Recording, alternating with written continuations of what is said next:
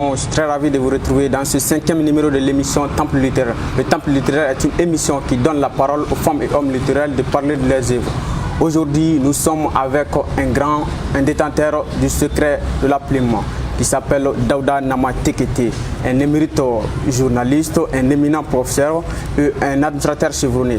Avec lui, nous allons parler de sa carrière littéraire, notamment ses livres écrits. Alors, Monsieur Tekete, bonsoir. Bonsoir. Alors, avant de rentrer dans le sujet, je vais vous parler qui est Daouda Nama Tekete. Daouda Nama Tekete est un journaliste émérite, comme je vous l'ai dit, un administrateur chevronné, un écrivain respecté. Après l'école fondamentale de Yelemani, le lycée Askia et Badala de Bamako, M. Tekete est passé par l'école normale supérieure, là où il va approfondir ses études en lettres. Et Daouda Nama Tekete est également un administrateur. Il a passé par beaucoup de structures au Mali, il a passé par plusieurs structures au Mali, à savoir le ministère de l'Éducation nationale, l'ORTM.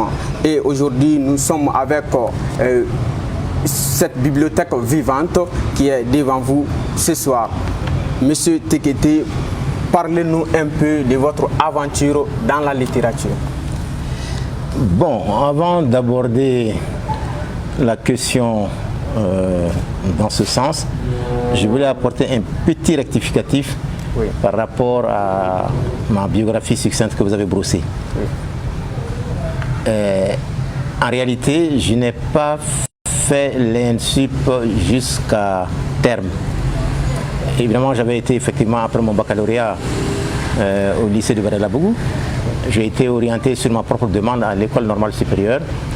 Et l'objectif, avec en tête l'objectif de devenir un professeur de philosophie. Mais à l'époque, j'avais un prof de lettres en première année. En première année, évidemment, les littéraires étaient dans un tronc commun. Et à partir de la deuxième année, on les répartissait entre langue et littérature et philo et psychopédagogie. Moi, je tenais à faire philo-psychopédagogie, mais comme j'avais un professeur, Chidris Maïko, qui tenait à ce que je devienne un prof de lettres, alors a pesé de son poids pour mon orientation en langue et littérature. Ce que je ne voulais pas. Donc j'ai tenté de changer, je n'ai pas pu réussir. Et là-dessus, je me suis dit, bon, j'avais un plan B. Je me suis organisé à partir de la bourse qu'on nous payait. Alors je me suis organisé au bout de 2 ans et demi, 3 ans, bon, pour avoir le prix du billet d'avion, tarif jeune Bamako, Paris et retour. Et j'ai pris l'avion pour aller à Paris, tenter une aventure. Alors c'est là-bas que je me suis inscrit à l'école supérieure de journalisme de Paris. Et après cette école-là, je suis allé en Union soviétique, où j'ai continué toujours avec le journalisme à l'université d'État de Leningrad pendant 6 ans. Alors c'est après tout cela maintenant que je suis venu pour exercer dans mon pays en tant que journaliste. Alors ma carrière professionnelle s'est déroulée en fait en 32 ans sur 2 institutions. L'Office de radiodiffusion et télévision du Mali et le ministère de l'Éducation. Sur les 32 ans, en fait, je n'ai fait que 12 ans à l'ORTM, 20 ans conseiller chargé de la communication au ministère de l'Éducation, dans des périodes allant de 1991 à 2013. Donc, ça c'est un petit peu ce que j'aurais pu dire comme rectifier. Mais à l'ENSUP, on peut dire que c'est votre professeur qui vous a glissé un peu sur la littérature et ça n'a pas marché. Non, ce n'est pas que ça n'a pas marché, c'est parce que je ne voulais pas. Je tenais à être professeur de philosophie. D'accord. Alors, c'est parce que pour lui, j'étais brillant, très brillant en lettres. En lettres. Il a tenu à ce que je continue comme tel. Et il me l'a dit d'ailleurs. Il me dit, jeune homme, excusez-moi de le dire comme ça, je répète exactement ce qu'il m'a dit. Il dit, jeune homme, tu feras un excellent professeur de lettres. Au fond, moi, je souriais parce que pour moi, je tenais à être prof de philosophie. Donc, il a pesé de son poids pour que je sois orienté en deuxième année en langue littérature. Ce que je ne voulais pas. Donc j'ai tout fait pour changer, ils n'ont pas voulu, alors je me suis organisé à partir de la bourse de 25 000 francs maliens qu'on nous payait. Je me suis associé à un ami, Moussa Bakaga, en lui demandant d'accepter une aide que je sollicite à son niveau, c'est-à-dire j'ajoutais sur les 25 000 francs maliens qu'on nous payait par mois, je lui remettais 10 000 francs qu'il ajoutait à ces 25 000. Donc avec 35 000 francs pendant 3 ans, nous avons vécu à Bamako ici, nous deux. Et cela m'a permis d'économiser chaque mois 15 000 francs et ce qui a fait que j'ai pu avoir au bout de la 3e année le prix du billet d'avion Bamako-Paris et retour, tarif jeune. Et je me suis envolé pour Paris. où je me suis inscrit à l'école supérieure de journalisme. Et après cette école, je suis allé... Mais là-bas, il n'y avait pas de frais de scolarité? Non, je n'avais pas de bourse. Je n'avais pas de bourse. Évidemment, je travaillais pour payer à l'école supérieure de journalisme à Paris, où j'ai fait 2 ans et demi, 3 ans dans cette école-là. Et après, maintenant, je suis allé en Union soviétique. Là, j'ai bénéficié d'une bourse. J'ai bénéficié d'une bourse pour continuer mes études de journalisme pendant 6 ans à Leningrad, à l'université d'État de Leningrad, en Union soviétique à l'époque. Donc c'est après tout cela maintenant que je suis rentré. J'ai fait le concours d'entrée à la fonction publique, ça a marché. Et bon, après ma formation au service national des jeunes pendant 2 ans, j'ai été versé dans la fonction publique au niveau de l'Office de radiodiffusion et télévision du Mali. Oui. Voilà. D'accord, et après tout ça, et vous êtes maintenant un grand littéraire, je dirais un détenteur du secret de la plume. Et vous aimez tellement la plume, vous avez écrit des livres qui sont impressionnants. Je dirais votre 3e livre, c'est que je vais m'appesantir beaucoup, ça c'est Modibo Keïta, le portrait inédit du président. Alors parlez-nous un peu de ce livre-là, portrait inédit du président, pourquoi? Bon, avant d'aborder le contenu de ce livre et les raisons qui m'ont poussé à l'écrire, je voudrais préciser qu'aujourd'hui, je suis en train de terminer mon 9e livre. Le tout premier que j'ai écrit, c'était en 2016 que je présente. C'est Médias, écoles et éducation citoyenne en Afrique. Oui. Alors, qui a été préfacé par Seydou Bagnan Kouyaté. Bon, et qui m'a toujours encouragé, après l'apparition de ce livre, à continuer. Donc, sur la base de ce qu'il a lu, il a voulu que j'approfondisse certains aspects, notamment sur l'école. Et c'est ce qui m'a amené à produire ce 2e livre, Systèmes éducatifs en Afrique, force et faiblesse. Alors, c'est après cela maintenant que toujours sur la base de ce qu'il me disait, l'encouragement qu'il ne cessait de me dire, oui. Alors il m'a demandé, sur la base de tous les échanges que nous avons eus à l'époque, d'écrire un livre sur le Modibo. Mais en réalité, j'avais un objectif, je nourrissais le secret d'écrire ce livre-là sur le Modibo. Et cette idée m'est arrivée en réalité le jour même du coup d'État, du 19 novembre 1968. Alors j'étais jeune mouvement et j'étais jeune pionnier à Yélimane. Alors je n'ai pas compris quand j'écoutais, parce que mes parents étaient des activistes politiques au sein de l'Union souveraine RDA, le parti que Modibo Keïta dirigeait. Alors beaucoup de réunions d'ailleurs se tenaient dans notre famille. Donc j'entendais souvent, tout petit que j'étais, tout ce qui se disait. Donc ça m'a tellement marqué que j'ai eu la chance aussi, il faut le préciser, quand j'étais en 2e année, alors à rencontrer Modibo Keïta qui était en visite à Yélimane. Bon, donc je vais faire l'économie de tout ce qui s'est passé à ce niveau-là. Donc l'homme m'a fortement marqué dans ma prime enfance à Yélimane et surtout au sein du mouvement pionnier. Donc je n'ai pas compris en 1968 qu'un coup d'État l'ait renversé, parce que j'avais compris que c'est quelqu'un qui s'est tendu et confondu à son peuple. Tout jeune que j'étais à l'époque. Donc je me dis, quelqu'un qui se bat comme ça pour son pays, qu'est-ce qu'on lui reproche jusqu'à venir faire un coup d'État pour renverser son régime? Donc je me dis, dans tous les cas, si je progressais dans mes études, je ferais tout pour essayer d'en savoir plus et pourquoi pas d'écrire cela dans un livre. Donc, alors à ce niveau-là, vous pensiez qu'il y avait toujours des aspects méconnus sur Modibo Keïta que les gens ne connaissaient pas? Bon, à l'époque, je disais non. Oui, évidemment, je me dis, peut-être que ceux qui ont fait le coup d'État, c'est parce qu'ils ne le connaissent pas bien. Tout jeune que j'étais, j'avais commencé déjà à réfléchir sur ça. Donc, en réalité, pour me résumer, j'ai fait 30 ans de recherche pour écrire ce livre sur Modibo. 30 ans de recherche, alors que j'ai mené au Mali ici, en France quand j'étais étudiant et en Union soviétique également quand j'étais étudiant. Et ensuite, quand je suis revenu en 1986, alors c'était pas plus lent parce que les militaires étaient encore au pouvoir, mais j'avais accumulé beaucoup de littérature sur Modibo. Je les avais, alors, mais je ne pouvais pas faire quelque chose parce que je me dis, les militaires qui l'ont renversé sont toujours au pouvoir et ils ont tout fait pour qu'on ne parle jamais de Modibo. Et ça, on le sent, on le voit, on le vit. C'est pourquoi vous, jeunes, par exemple, vous en savez très peu sur Modibo, oui. Mais ce n'est pas un hasard. Tout a été entrepris pour qu'on ignore tout de lui. Et moi, cela m'offusquait. Donc c'est comme ça, je continuais à échanger, à chercher, même à mon retour, sans faire étalage de mon intention d'écrire un livre sur lui. On le dit dans les traditions africaines, il n'y a pas de hasard. Il n'y a pas de hasard. Morongania de Biko Fembela. Ni fin Fembla Kuna. Numao, Djugumao, Ibel Labanka Yirla. Alors, donc, comme j'avais vraiment cette intention d'écrire, je dirais Dieu faisant les choses, et je dis bien que ce n'est pas un hasard. J'ai rencontré Seydou Badian, pas pur hasard, enfin, apparemment, mais ce n'est pas un hasard. Parce que c'était en 2014, au mois de février 2014. Alors, déjà, comme le régime militaire avait été renversé en 91, mais j'étais prudent, je me dis dans tous les cas, le système qu'ils ont mis en place est encore là. Donc, c'est pas parce que le gouvernement de Moussa est parti, Moussa même est parti, que bon, tout est fini. Hein. Non, parce qu'ils ont mis en place un système qui était encore là. Donc, il fallait que je sois prudent. C'est pourquoi de 91 jusqu'à 2013, je jaugeais, j'analysais, je regardais, j'observais. Alors, c'est à partir de 2013, alors, puisque je voyais qu'il ne me restait plus que 5 ans pour aller à la retraite, j'ai dit, maintenant, il faut oser, pendant que j'ai encore de la force. Alors, tous les lundis, à partir de 2013, de janvier 2013, tous les lundis, j'ai publié un billet dans l'Indépendant. Le billet, dans le sens du journalisme, c'est un article court, hein, avec titre bon, qui n'est pas du tout long, alors que j'ai publié dans l'Indépendant. Différent de l'édito. Très différent. Donc, tous les lundis, je le faisais à partir de 2013, de janvier 2013.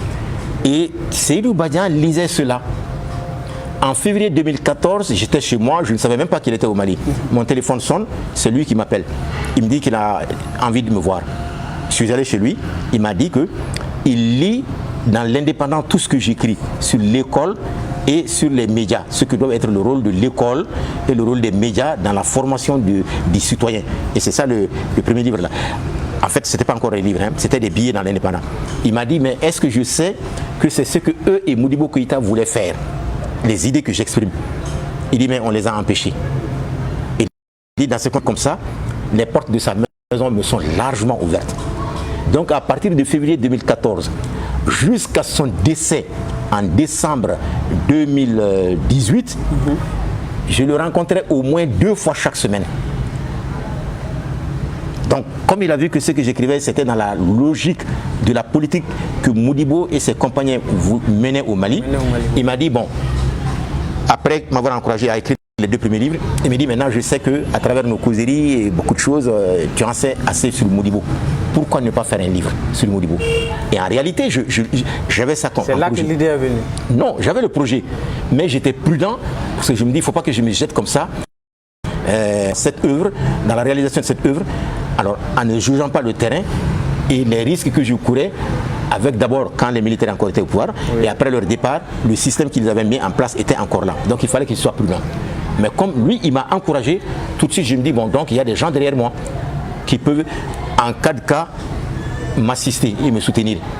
C'est comme ça, sur sa demande, j'ai commencé à écrire le livre. J'avais déjà la matière, parce que je vous l'ai dit, j'ai fait des recherches au Mali ici, pendant que j'étais encore étudiant à l'école normale supérieure. Ensuite, quand je suis allé en France, j'ai continué. Ensuite, quand je suis allé en Union soviétique, j'ai continué à chercher de la littérature où je peux trouver un peu des choses sur Modibo. Alors c'est comme ça, finalement, j'ai produit ce livre. Quand on parle de livres, quand on prend les livres que vous avez écrits, et toujours on a un mot qui est l'éducation. L'éducation, et est-ce qu'on peut estimer que vous avez toujours quelque chose à enseigner au peuple? Bon, parce que toujours on voit le mot éducation, toujours vous parlez de l'éducation, je ne sais pas, c'est une pédagogie que vous avez toujours en tête, que vous voulez enseigner. Il y a un adage africain qui dit, quand tu veux abattre une communauté ou une nation, il n'importe pas de prendre des armes pour lutter, mais détruire son éducation, son système éducatif. Quand tu détruis le système éducatif d'une communauté ou d'une nation, tu l'as. Tu peux manipuler cette communauté ou cette éducation à souhait. Aujourd'hui, le Mali se trouve dans cette situation parce que l'éducation a failli. Vraiment. L'éducation a failli sur toute la ligne. Alors que quand on voit les principes éducatifs qui ont marqué les successives générations des peuples, surtout africains, dans notre sous-région ouest africaine, le Mali était le centre de beaucoup de choses. Hein. Ah bon? Mais je n'ai pas besoin de vous le dire. Je n'ai pas besoin de vous le dire si vous connaissez l'histoire de votre pays. Regardez l'Empire du Ghana. Nous étions au centre. Oui. Regardez l'Empire du Mali. D'ailleurs, nous portons ce nom. Nous étions au centre. Oui. Regardez l'Empire Songhai de Gao. Nous étions au centre. Regardez les royaumes qui sont venus après. Le royaume Bambara de Ségou, et voilà, le royaume Peul du Massina, l'Empire tout couleur. Donc tout ça, le Mali était là, au centre de toutes les entités socio-historiques qui ont marqué l'évolution historique de cette zone en Afrique de l'Ouest. Mais à l'époque, c'était des hommes qui étaient, jusqu'au jour d'aujourd'hui, prenons par exemple le cas des Kayamagan, Diabé Sissé, qui était le premier Kayamagan. Pourquoi jusqu'à aujourd'hui, on parle de l'Empire du Ghana, l'Empire du Ouagadougou? Alors, mais selon vous, qu'est-ce que tout simplement, en réalité, j'en arrive. Parce que tout simplement, les principes éducatifs étaient fondés sur la spiritualité authentique africaine. C'est pourquoi ces empires ont régné des siècles dans une stabilité dont on n'a pas encore fini de connaître tous les contours. Mais aujourd'hui, regardez ce qui se passe chez nous. Quand ces empires-là ont été disloqués en petits États par la colonisation, Mali là-bas, Sénégal là-bas, Côte d'Ivoire là-bas, Burkina Faso, c'est toujours des coups d'État. Oui. Parce que nous avons suivi une voie qui n'est pas la nôtre.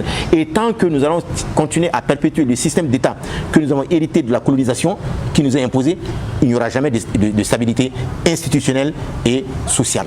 Nous irons toujours de coup d'État en coup d'État et d'instabilité institutionnelle en instabilité institutionnelle. Parce qu'on est en train de suivre. Tout ça, c'est parce que l'éducation a failli. L'éducation a failli. On nous a amené une certaine façon de voir même notre propre histoire qui n'est pas vue par nous-mêmes. Au point qu'aujourd'hui, nous pensons qu'il n'y a de mieux que ce qui vient de l'extérieur. Or, ce qu'on nous amène de l'extérieur est en porte-à-faux total avec notre dignité et notre honneur. C'est pourquoi nous sommes dans cette situation. C'est pourquoi toujours je parle de l'éducation. Et permets-moi d'en sortir en te précisant une chose. C'est que, en réalité, quand on regarde notre façon de faire, de vivre, nous sommes en train de nous regarder nous-mêmes avec les yeux des autres. Dans tout le système. Tous les systèmes. Et regarde par exemple même l'histoire qu'on nous enseigne. L'histoire de l'Afrique qu'on nous enseigne, c'est l'histoire vue par les Occidentaux. Mais il n'y a rien de plus aberrant que ça. Alors que nous sommes là, nos traditionalistes sont là, qui connaissent très bien nos principes éducatifs, qui connaissent notre histoire, au lieu d'essayer de ressusciter cela, nous continuons à utiliser les manuels scolaires, histoire de l'Afrique, à partir des écrivains, des historiens, des historiographes de l'Occident. Vous croyez qu'ils vont bien écrire sur nous? Quelqu'un qui est venu avec l'intention de te dominer, tu crois qu'il va bien écrire sur toi? Il ne faut jamais s'attendre à ça. Malheureusement, c'est ce qu'on fait, même tous les domaines que tu prennes, que ce soit sur le domaine politique, économique, culturel. Aujourd'hui, ce que nous appliquons dans nos pays, ça ne va jamais nous aider à sortir des problèmes. Parce que nous appliquons ce que les autres nous disent d'appliquer en disant que c'est comme ça que nous devons nous voir nous-mêmes. Et nous y croyons. Et voilà aujourd'hui. Regardez la crise au Mali. On continue à persévérer dans l'erreur en croyant que nous allons pouvoir sortir de notre crise en faisant recours à la façon dont ceux qui prétendent venir nous aider nous disent de faire. Mais ce n'est pas vrai. Et on voit chaque jour, nous nous enfonçons.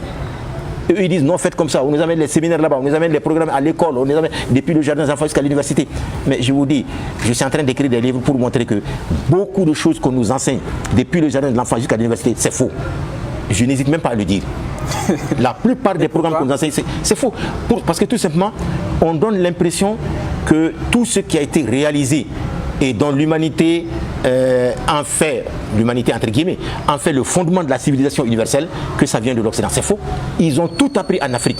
Ils n'ont rien inventé. Il n'y a pas un domaine que tu prennes que les Occidentaux ont eu à faire au niveau où actuellement ce domaine est. Que ce soit la science ou la... Tout, mais la science est née en Afrique. La science, les mathématiques sont nées en Afrique. 25 000 ans avant Jésus-Christ. Il y a des artefacts qui montrent ça, des choses qui, avec les fouilles archéologiques qu'on a découvertes, qui ont été analysées, y compris par des grands chercheurs européens, américains et américains, pour montrer ils disent que c'est en Afrique. Le berceau de l'humanité. Les mathématiques sont nées en Afrique. Oui. Je ne sais pas si vous avez entendu parler de l'os d'Ishango. Non. L'os d'Ishango, ça a été découvert par des archéologues, par un archéologue belge, dans la zone d'Ishango qui est actuellement en République démocratique du Congo. Ils l'ont daté au carbone 14, on a vu que ça date de 25 000 ans avant Jésus-Christ. Et dans ça, il y a les encoches qui se trouvaient sur ce os de babouin qu'on appelle l'os d'Ishango. C'est exactement les nombres premiers en mathématiques. Et les Belges l'ont amené chez eux, ils ont fait un piédestal de 7 mètres de haut et ils l'ont placé dessus. Et ils disent que c'est l'ancêtre de la calculette. dans le monde aujourd'hui. Il y a tout ça. Il y a tout ça. Il y a aussi les théorèmes de Pythagore et les théorèmes de Thalès. Mais c'est faux. C'est pas Thalès et Pythagore qui l'ont inventé. C'est inventé du temps de l'Égypte pharaonique par Ahmès, qui était un scribe égyptien noir, un grand mathématicien, d'ailleurs que l'on considère comme le premier mathématicien de l'histoire de l'humanité. Donc plein de choses comme ça, c'est pourquoi je vous l'ai dit. Alors tout cela, quand tu me laisses, je fais cette, je ne dirais pas digression, parce que tu m'as posé une question en parlant d'éducation. Donc je veux qu'on revoie tout ça, qu'on apprenne tout ça à nos enfants pour essayer de se faire confiance. Et j'en sors par exemple pour dire, quand je dis éducation, et qu'on nous ment, nous croyons aux mensonges et on laisse la vérité, on prend leurs mensonges. Je vais te dire un exemple. En 1989,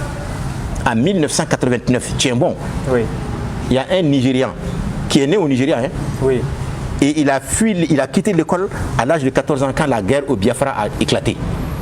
Il a fui, il est allé en brousse. Il ne savait pas où aller parce que tout était cassé. Et c'est dans la brousse, pendant qu'il était en errance, il a observé les abeilles. Il l'a dit lui-même, il a écrit, il l'a dit. Et c'est à partir de l'observation des abeilles qui faisaient leur essaim qu'en 1989, d'après ce qu'il a dit lui-même, il a inventé l'ordinateur le plus rapide et jusqu'ici jamais inégalé dans le domaine de l'informatique. Et cet ordinateur fait 3,150 milliards d'opérations mathématiques en une seconde. Mais on tait son nom. Alors on nous enseigne que c'est Charles Babbage qui a inventé l'ordinateur. Bah, lui il est là, il est aujourd'hui aux États-Unis et aux États-Unis on le nomme le père de l'informatique. Il s'appelle Philippe Imebwali, un Nigérian.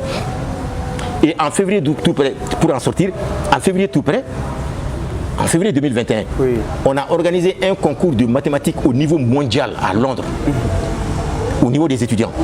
Au niveau mondial, tous les continents étaient représentés et tous les grands pays, Japon, États-Unis, France, Allemagne, Chine, tous, France, ils étaient tous représentés. Mais tu sais qui a été la première? Non. Une Nigériane de 15 ans, elle est au lycée.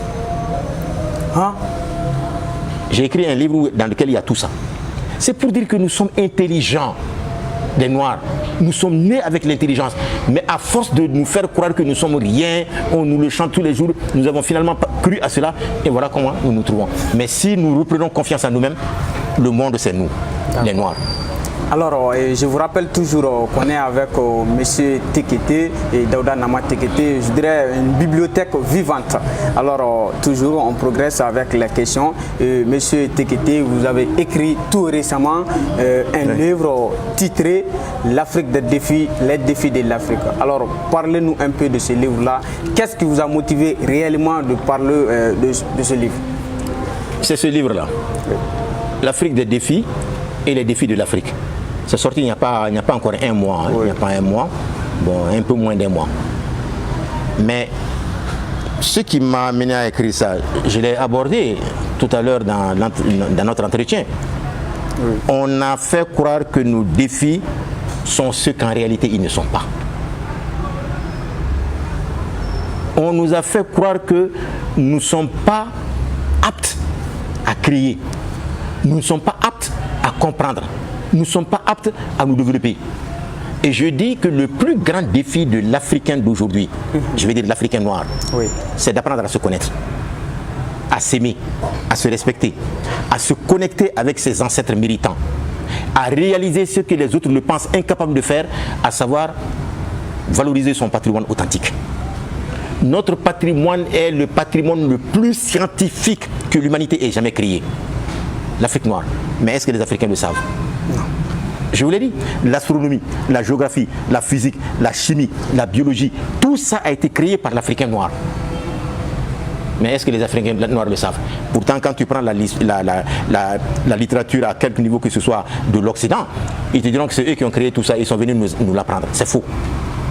Ils sont venus prendre ça ici du temps de l'Égypte pharaonique.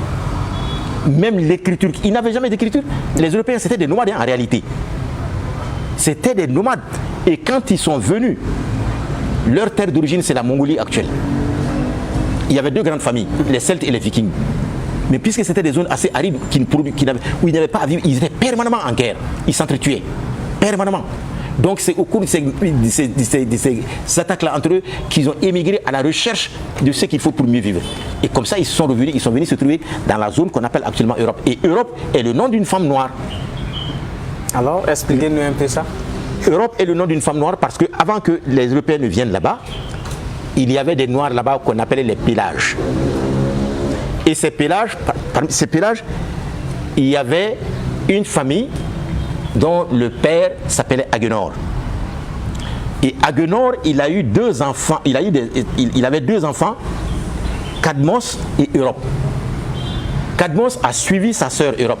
Ils étaient installés dans la partie sud actuelle de la Grèce actuelle qu'on appelle la Crète, l'île de Crète. Et ils sont venus avec les idées qui étaient développées à l'époque en Égypte pharaonique noire.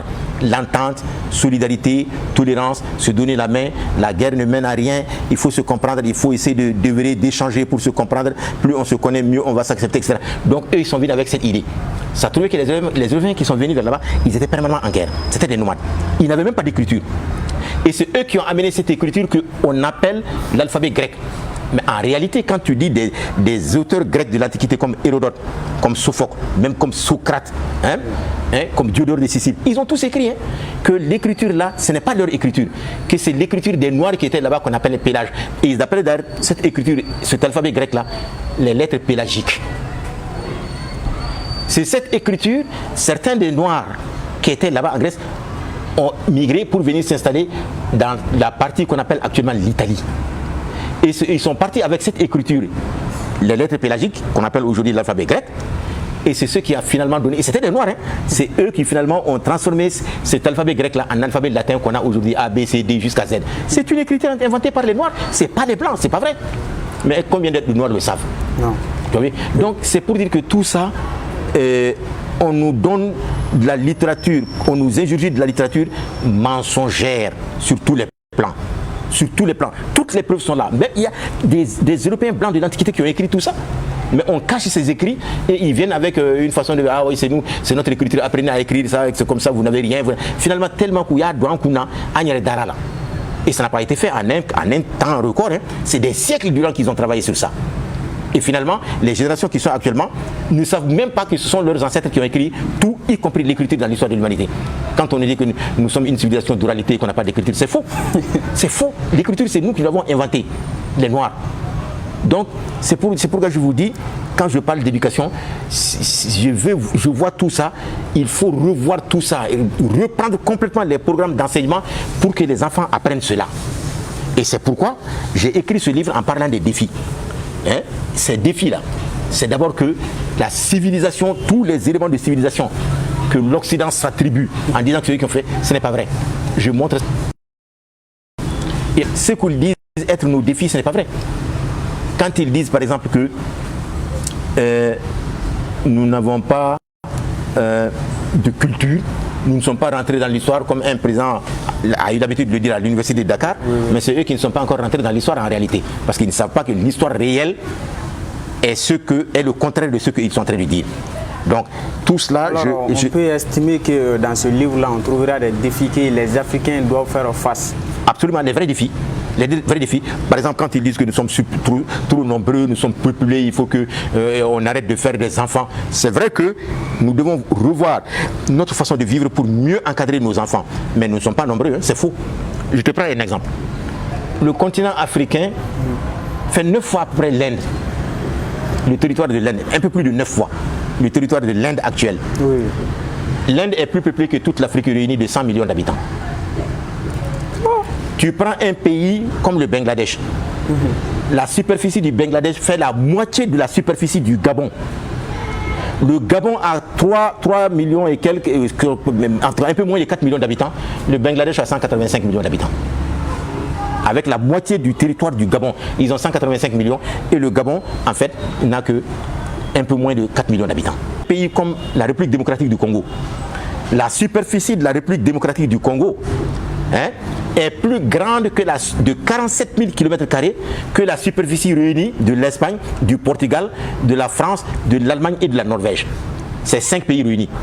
Leur superficie réunie, c'est inférieur à la superficie du Congo démocratique de 47 000 km².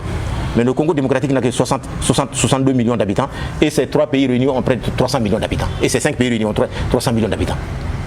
Alors on veut nous faire croire que nous sommes nombreux, il faut arrêter de faire des enfants. Et on croit. On enseigne ça dans nos écoles, nous croyons. Alors je montre tout ça dans ce livre. Et je montre aussi... Peut-on estimer que dans ce livre-là, on trouvera des propositions qu'il faut mener dans notre système éducatif pour le rétablissement même de notre éducation? J'ai fait une ébauche. J'ai fait une ébauche de propositions. Une ébauche dans ce sens que nous ne trouverons de solutions aux problèmes que nous avons aujourd'hui qu'en revisitant notre propre histoire avec nos propres yeux. Par exemple, je parle des problèmes de gouvernance. Les difficultés de gouverner des pays africains, de se gouverner, est née après la pénétration coloniale. Quand les colons sont venus, ils nous ont imposé une certaine façon de voir, de nous gouverner, qui n'avait rien à voir en réalité avec ce qu'il nous fallait et ce que nos ancêtres ont fait pour avoir des empires et des royaumes qui ont duré des siècles où il y avait vraiment une très grande stabilité. Est-ce que tu sais que les rois de l'époque ou les empereurs de l'époque de l'Afrique traditionnelle étaient beaucoup plus démocratiques que les présidents actuels de l'Afrique? Oui, ça c'est sûr. Alors, j'ai toutes ces preuves, je montre tout ça ici, dans ce livre-là, quand je parle des défis de l'Afrique. Ensuite, la renaissance de l'Afrique. Quand on dit souvent, je vois dans les littératures, oui, l'Afrique avec un PIB de temps en temps et un taux de croissance là, c'est le continent dynamique, l'Afrique est en train de remettre. C'est pas vrai. On n'est pas en train de renaître, on est en train de sombrer en réalité. Pourquoi? Ils disent tout ça pour nous tromper, afin que nous croyions que le modèle qu'ils nous proposent est ce qu'il faut pour que nous sortions des problèmes. Mais regardez, chaque fois, ils viennent avec des séminaires, ils viennent avec des propositions, avec des projets, mais chaque jour, par exemple, quand tu prends le cas du Mali, on sombre. Avant qu'ils viennent avec tout cet arsenal-là, est-ce que nous étions comme ça? Mais ante miriduni, ou n'allez de fin ben yaraminambolo, ou nana fanka fin ka ambo, n'ayant pour ka au débat ko yaraminambolo.